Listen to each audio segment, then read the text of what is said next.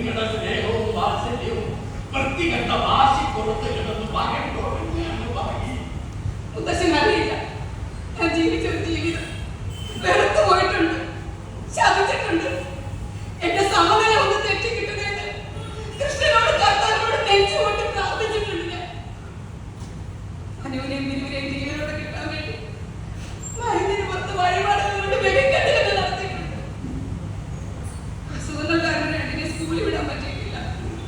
വളർന്നപ്പോ പഠിപ്പിക്കാൻ ഞാനൊരു ശ്രമം നടന്നു. അക്ഷരങ്ങളൊക്കെ അറിയില്ലെങ്കിൽ അവർക്ക് അമ്മയെ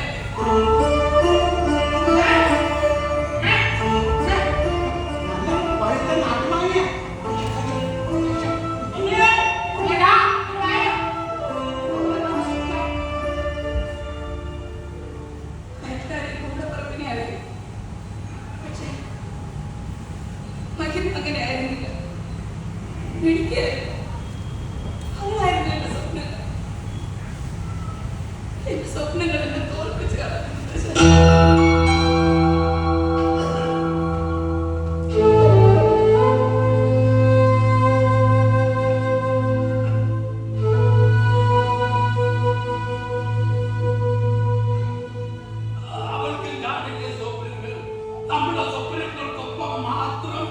ജീവിക്കണമെന്ന് വാശി പിടിക്കുന്നത് മാതാപിതാക്കളുടെ ഒരു തരം ദുശാഠ്യമല്ലേ? കാലനും വേണ്ടാതെ കിടക്കുന്നവനല്ല. ഈ ഭൂമിയിൽ ഒരു ജീവിതം കിട്ടിയിട്ടും അനാവശ്യമായ ദുർവാശിയും നിരാശയും വിദ്വേഷവും പകയുമുണ്ട്.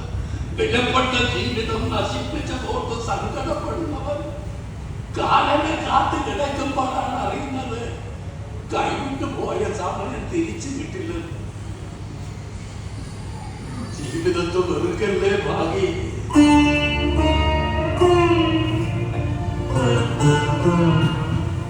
ഇവിടെ ജീവിക്കാൻ ഒരു അവസരം കിട്ടിയ ഒരു പിഴവും കൂടാതെ ജീവിക്കണമെന്ന് ആഗ്രഹിക്കുന്നവരാണ്. ജീവിതത്തിൽ ശപിക്കല്ലേ മക്കളെ. ചത്ത് കിട്ടിയാൽ കത്തിച്ചു കളയാൻ കാത്തു നിൽക്കുന്നവർക്കിടയിൽ ഈ ജീവൻ സമത്തിന് ഇവിടെ ജീവിക്കാൻ ഇനിയും കൊതി തോന്നുന്നുണ്ടെങ്കിൽ ജീവിതം ഒരു പാമരനും പണ്ഡിതനും വിശദീകരിക്കാനാവാത്ത വികാരമായതുകൊണ്ടാണ്.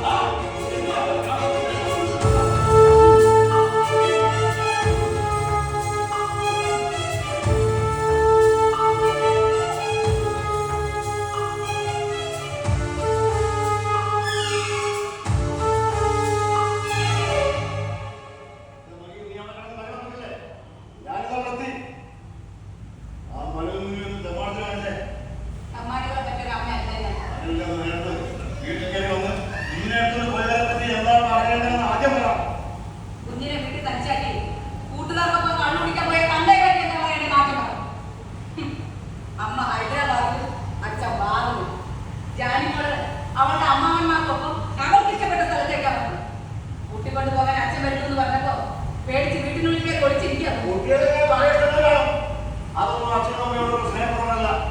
നിങ്ങളുടെ മക്കളെ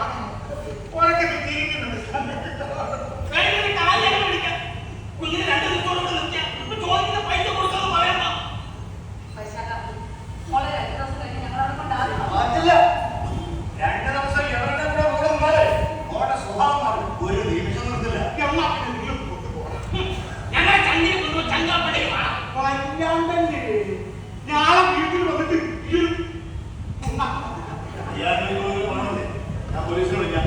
പോലീസ് വന്നാലേ രണ്ടെണ്ണത്തിന് നോക്കിയിട്ട് കൊണ്ടുപോകും.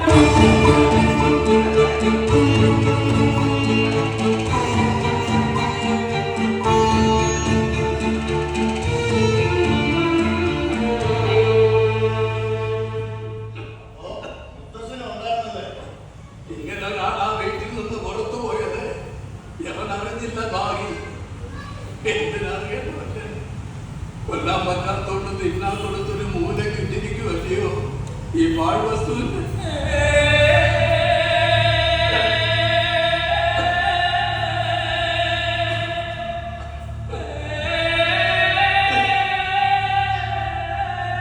പക്ഷേ ആർക്കു വേണ്ടെങ്കിലും എന്റെ ജാനുമോക്കി മുത്തച്ഛനെ വേണാലും അവള് വിളിച്ച വിളിക്കുന്നിടത്ത് ഇടല്ലാണെങ്കിലും ഞാൻ എത്തും. ഭാഗ്യേ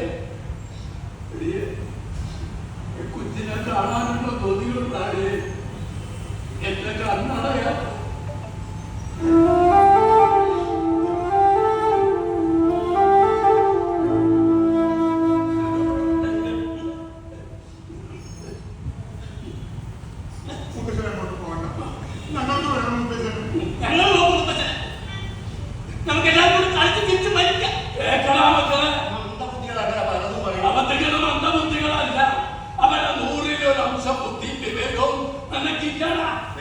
സംസാരിച്ച് നിൽക്കാൻ എനിക്ക് നേരമില്ല.